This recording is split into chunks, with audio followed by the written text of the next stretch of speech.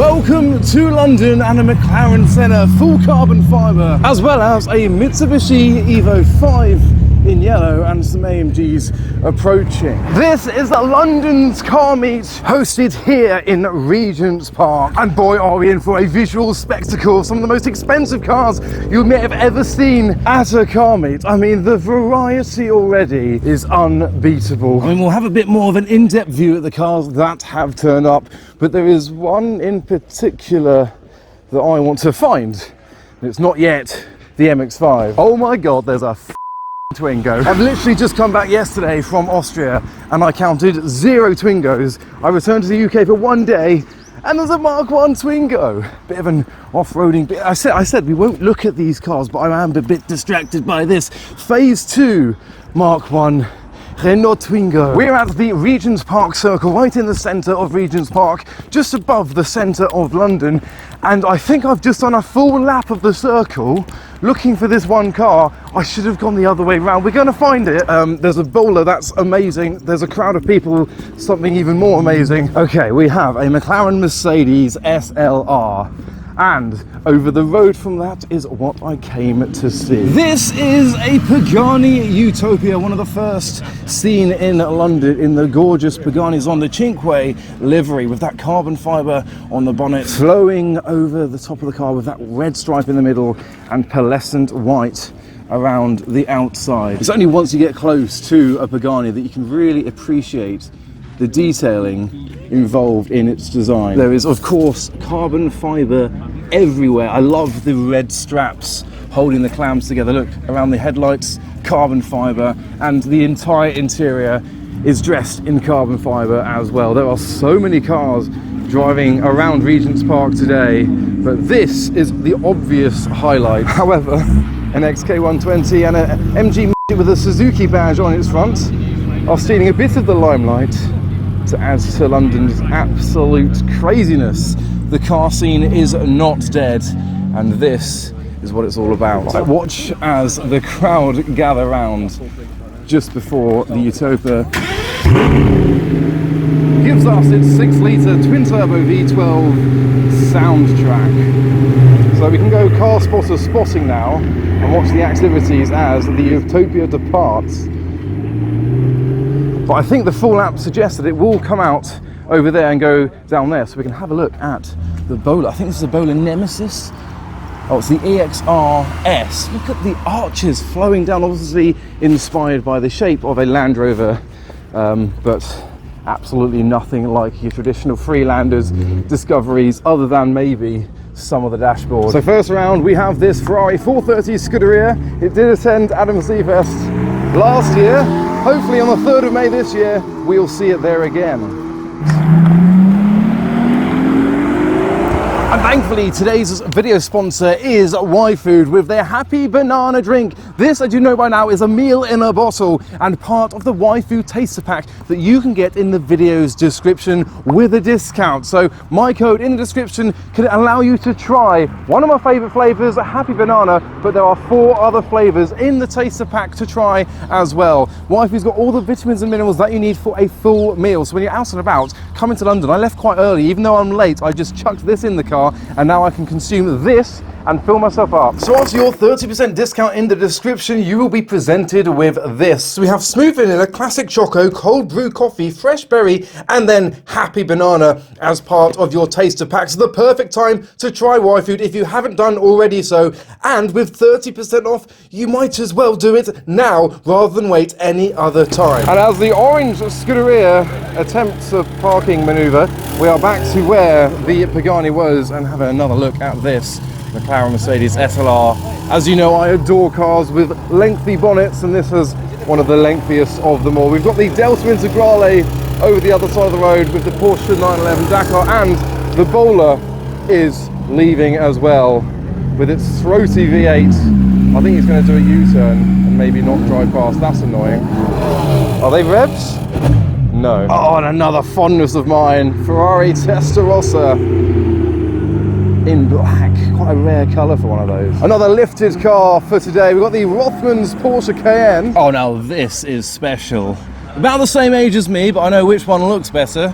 and it's me. The Aston Martin Vantage, absolute legend. This one being the extra special V600, that's 600 horsepower from its supercharged V8. And check this out, a lineup of E46s. Obviously the Phoenix yellow example in the middle of them with BBS and pink brake calipers. I don't know what it was, but last year, suddenly, every car meet I'd go to, I'd see at least one or two M6 E63 or M5 E60 or E61. I think the year before was the year of the pink car.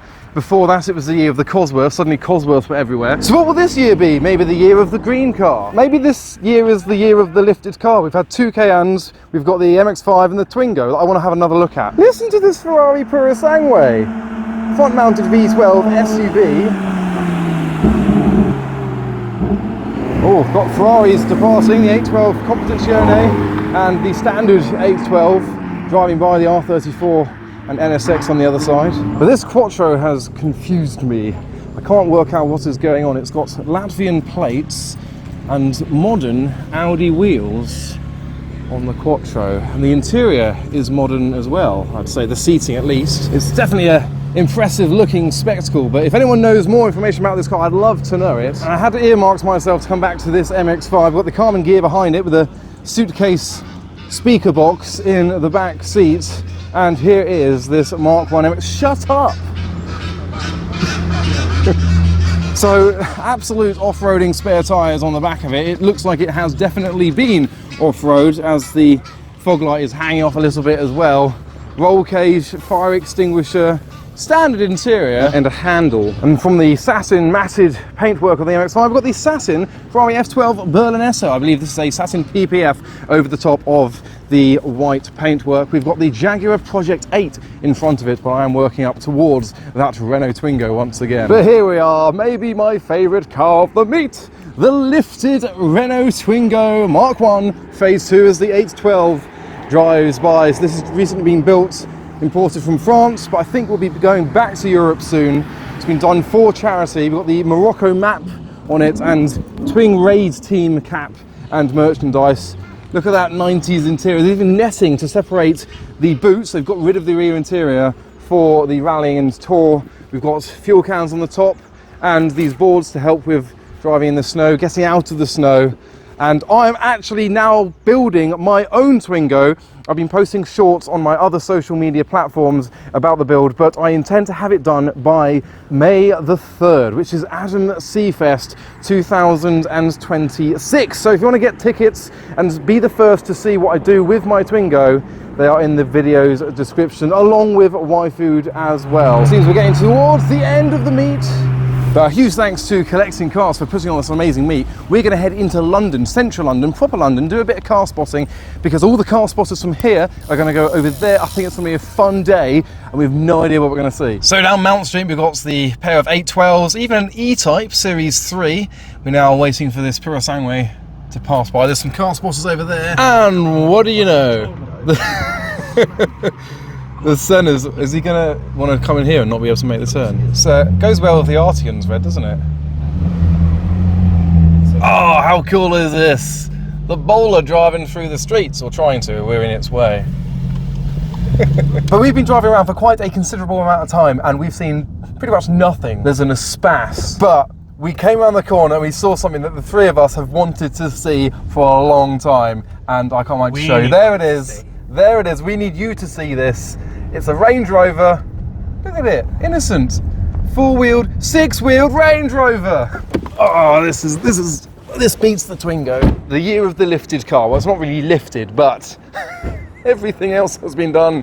So it is a coach-built Range Rover with two-tone interior, yellow and reddy pink, and then of course the highlight, the twin rear axle. Goes quite well with the Arteon. Unfortunately, it's not a 6x6, it's still only a 4x4, so I presume these wheels aren't driven.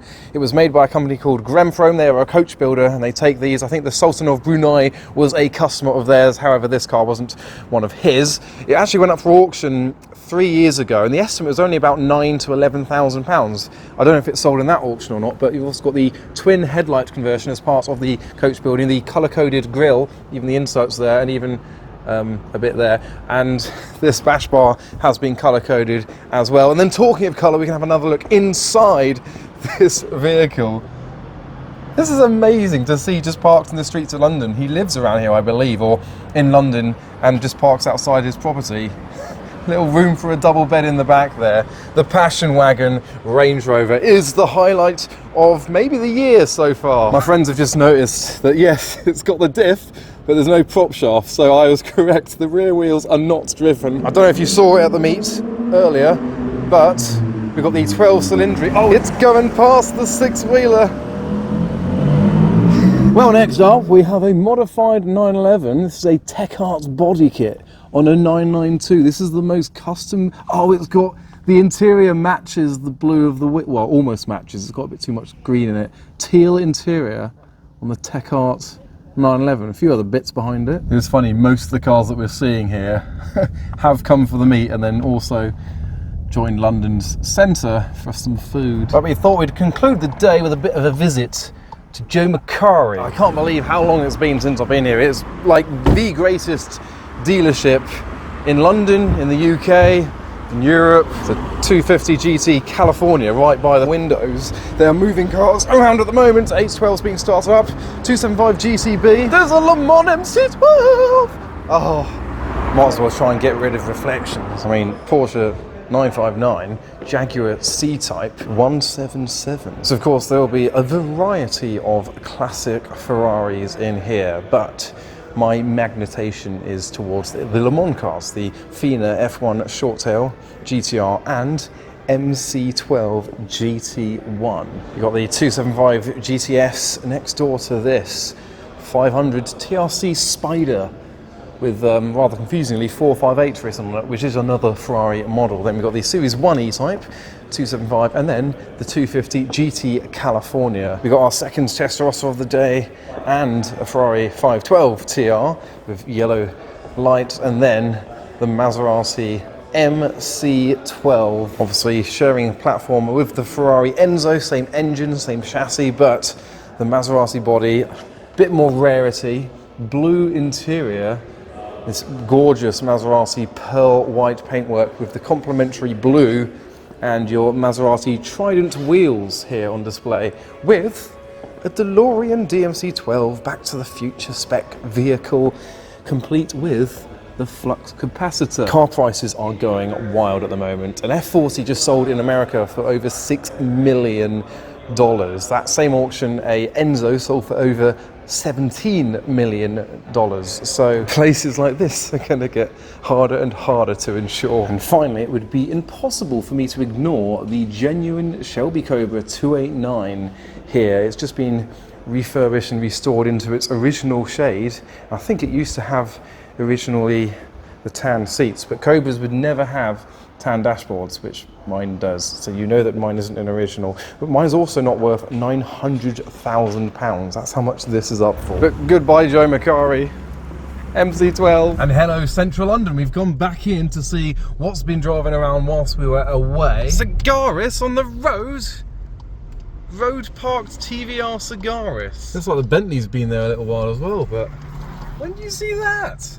Well, quite often if you come here, because it's always here. Straight. Oh yeah. Ah, another.